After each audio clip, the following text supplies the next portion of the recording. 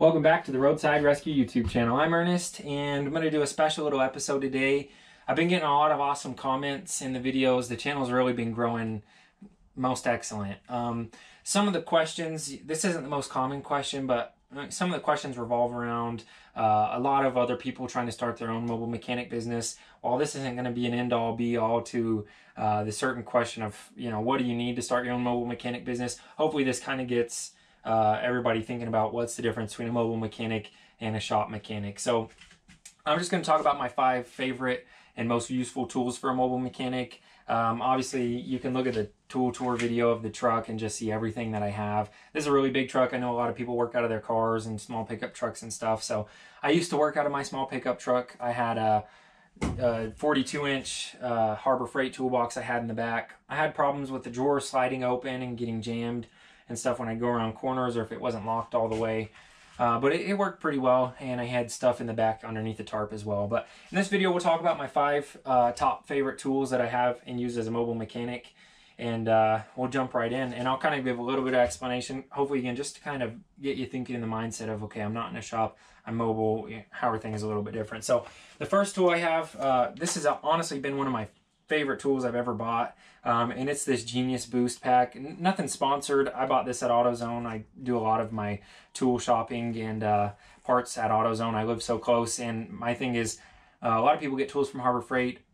Anybody who has a lifetime warranty, why not buy tools from them? But Harbor Freights are pretty few and far between out here, whereas AutoZones are every 5 minutes down the road. So when I drive 30 minutes away and I'm working on somebody's car and it just so happened to be the wrong part, or I need something else, then an AutoZone's so much easier to get to than Harbor Freight, as well as I can get tools and parts there. So I got this at AutoZone. This is the bigger one. They have a smaller one for cars. This one, I got it because when I first bought this truck, the batteries were dead.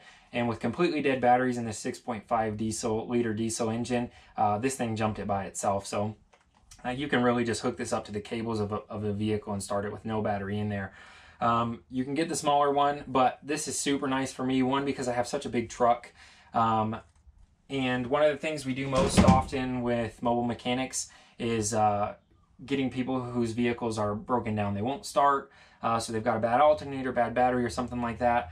So they'll be in their driveways a lot of the time, on the side of the road. It just doesn't make a lot of sense to grab this UPS truck, and I'll show you why, and pull up beside somebody to jump their vehicle, because the batteries are right here, which, oh, I've got this latch on it. The batteries are right here, which is it's a decent place because you can just open the door right here and run cables to it. But this truck doesn't fit beside other people's vehicles in their driveway if that's where they're broken down. It's just a bit of a hassle. So this is super, super nice to just be able to take to somebody's vehicle, toss it out the window. I've pulled over tons of times when I see people trying to jump cars on the side of the road, and I'll just toss this out the window.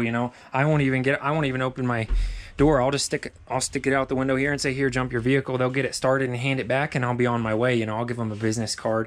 But this has just been one of my favorite tools. It's super awesome. Again, it just eliminates a ton of hassle of trying to jump off vehicles, and yeah, it's been worth its weight in gold to me. Next, something that you're going to need is a nice set of jacks and jack stands. So yeah, I got these jack stands that they were a little bit bigger, and I thought they were 3 tons. Apparently they're 2. But whatever. This jack's a 3-ton. And I've also got these Rhino ramps. So if I ever have to do something like an oil pan gasket or something where it's easier to get the whole car, even if I do a fuel pump sometimes and the vehicle runs intermittently, I can back it up on these and then just create a lot of space on the ground underneath. But with this jack, this big one's super nice because it's nice and sturdy. You don't have to worry about it. But I am planning on getting a smaller jack as well. And this is an AutoZone brand because it was warrantied out. But in the future, I would just buy one of the Daytona jacks from Harbor Freight. They're really nice, but pretty much any jack you want. And then as well as those smaller jacks that you can pick up with one hand, because this is really heavy to pick up and out of the truck, when I just have a random small job.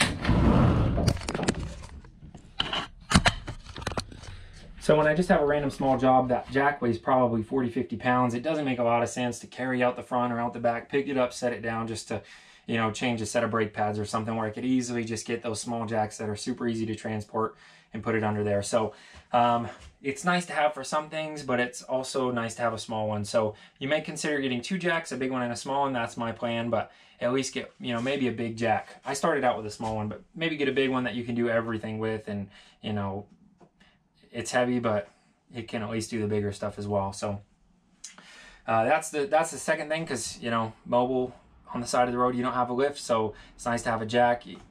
I don't use the creeper a lot, but, you know, if you like being a little bit more comfortable, I've got this stool here.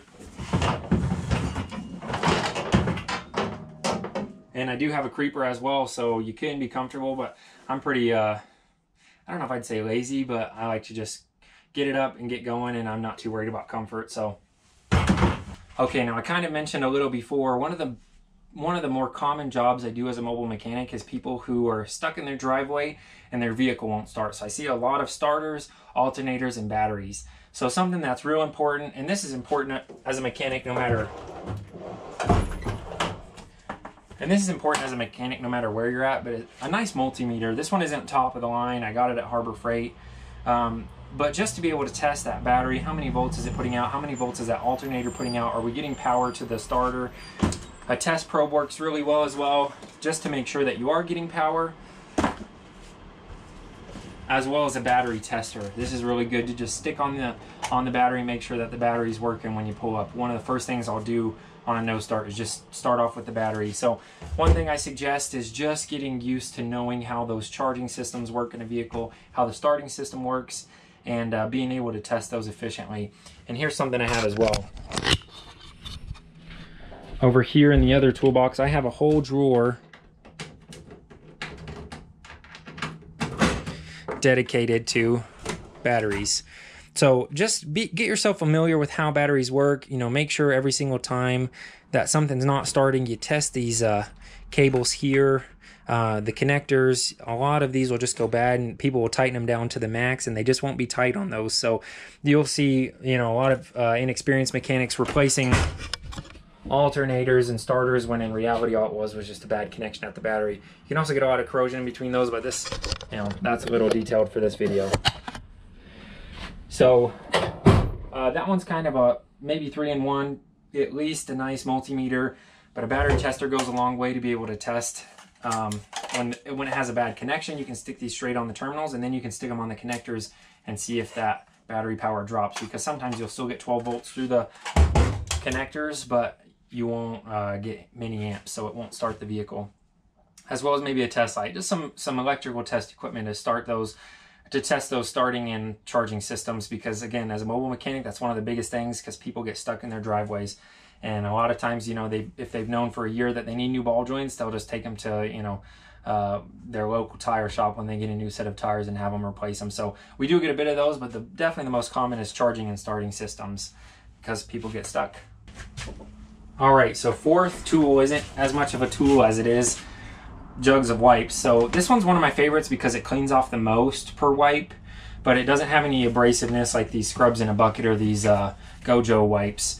They're all really good. They're all pretty, you know, affordable at your local auto parts store or wherever. But you know, you get covered in grease. Sometimes I'll have gloves on, but my arms down to here are covered in power steering fluid or nasty oil from where I'm just reaching down working on stuff. So you know, you can drive back home like that or whatever. It's just not comfortable. So it's super, super nice to just have something to clean yourself off with. I've had people suggest like getting a jug of water and putting a sink in here, which I could easily do, but these scrubs just work so well, I've never actually worried about it. So if I ever have to clean off parts or anything, I just use the sprays back here. I have brushes, sprays, and I'll just put them over a drip pan or something and clean parts off pretty much like anybody else would. I don't really need a parts cleaner. But these scrubs in a bucket, specifically these tub of towels, are my favorite. But you know, I use them all. Just depends on what's on sale whenever I go to get them. But definitely worth having as a mobile mechanic. Okay, now the last thing is something that it's 2 parts, and I'll recommend very strongly. The first part is a nice set of electric tools, and I like Milwaukee. The first thing I got Milwaukee was this impact driver. with just this 1/2 inch impact gun, and man, it can just do anything I want it to do. And so I went ahead and got some more Milwaukee tools. The grinder comes in handy very often, but this electric ratchet's awesome. It's not the fuel. I do want to get the fuel. I may give one away in a future giveaway. But this impact driver I use all the time as well, and this drill's nice to have. I've got some nice drill bits, but they don't have to be Milwaukee drill bits. But I do like Milwaukee power tools because the one battery fits everything, and they're just super top of the line electric tools.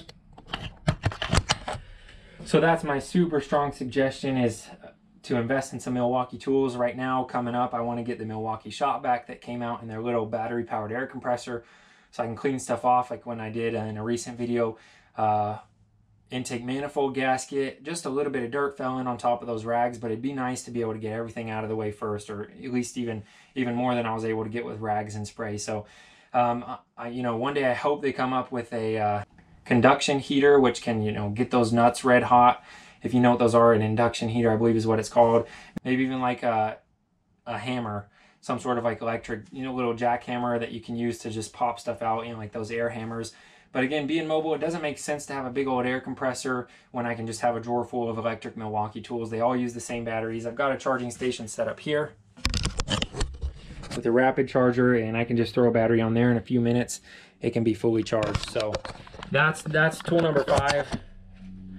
By far one of the best investments you can make as a mobile mechanic. But until you get to that point, hey, you may just have a favorite ratchet. For a long time, I had this AutoZone ratchet. That was my favorite. And it broke, and they don't make it anymore, so I warrantied it out with this one, which is almost the exact same, but there's less teeth in the head. So I think I'm going to move over to something like a gear wrench ratchet, something that may actually flex and lock the head as well, so you can lock it in certain positions. But, you know, just a nice ratchet, something that you can just go to every day. And then, you know, maybe a hammer to break stuff loose whenever you don't have your 1/2 inch impact. You know, you may need a 1/2 inch one of these as well, which I've got right here. And then a 3-pound sledgehammer will break anything loose that I want it to. So until you can get that Milwaukee tool, you know, you might just invest in a nice tool set, or have yourself a favorite ratchet that you can use to make yourself that money to buy yourself a Milwaukee set. But once you can, that Milwaukee investment has been awesome for me. So those are my top 5 tools. The last one split in half, but definitely just have to think a little bit outside of the shop when you're a mobile mechanic. There's just some things you don't have, some things you can have. You know, there's room in here for an air compressor, but I think that room and space would just be better utilized, you know, having a toolbox here rather than a big old air compressor and generator. Plus, using more fuel in those electric tools just charge up real fast, and, you know, they're real cheap to keep charged and maintained. So they've got good warranties. But if you have any questions, leave them in the comments down below. We've been having an awesome ton of growth on the YouTube channel here. I should have announced the giveaway in the last video. So go ahead and subscribe, hit that subscribe button, leave a comment down below to be entered in that giveaway. Right now, once we get to 25,000 subscribers, and then every 50,000 subscribers after that, starting at 50,000, 100,000, 150, and so on, we're going to travel to one of your subscribers' homes and fix your car for you. So that's just my way of giving back to everybody who's been supporting the channel. So go ahead and subscribe, leave a comment, leave a thumbs up, and hopefully you can win that giveaway. I just want to give back to everybody. But right now, that's the best I can do. So thanks again for all the growth we've been having. This is the Roadside Rescue YouTube channel. I'm Ernest. We'll see you on the next video.